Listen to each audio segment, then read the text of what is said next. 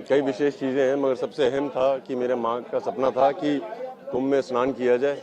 और एक एक्टर होने की जिम्मेदारी भी होती है कि बहुत लोग होते हैं, उनको संभालना भी पड़ता है।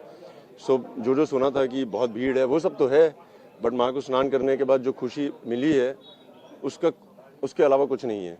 और जिस तरह से सरकार ने ऑर्गेनाइज करा है, जिस तरह से करोड़ों की तादाद में लोग आए हैं, जिस तरह से आयोजन है हर अखाड़े में, जैसे मैं यहाँ पे बात कर रहा था, जो मर्जी आए उसको खाना मिलता है, जब मर्जी आए, जितना मर्जी आए खाए, कोई जात पात का नहीं है। दूर दूर से बाहर से लोग आए हैं, हर देश से आए हैं, और जिस तरह से हम हिंदुस्तान को रिप्रेजेंट कर रहे हैं, मुझे लगता है कि इनके पास आके इनको सत्कार देना बहुत ज़रूरी था। तो कुंभ आने का क्या एक और कुंभ की तैयारियों को लेकर? नहीं, जैसे मैंने कहा कि कुंभ आना मेरी माँ के लिए बहुत ज़रूरी था, यहाँ पे शंखनाद करना बहुत ज़रूरी था, क्योंकि समुद्र मंथन में ये भी एक बहुत अहम चीज़ थी।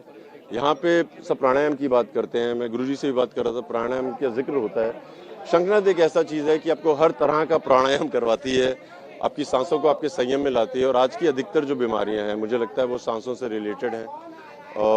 स्ट्रेस, एंग्जाइटी आजकल की युवा पीढ़ी को होता रहता है, और मुझे लगता है कि अगर शंखनाद किया जाए तो बहुत फायदा होता है। शंख ही क्यों सोचा महाकुंभ में आपके कि शंख बजाएं? महाकुंभ में शंख नहीं तो और कहाँ पे। मंथन में जिस तरह से इसका जिक्र किया गया, जिस तरह से इसके फायदे बताए गए हैं, हम सिर्फ बात करते हैं ऐलान जंग की या जंग खत्म करने की, मगर यहाँ पे तो ये शंख है जो आपको आपके शरीर और आपके मन को जोड़ता है।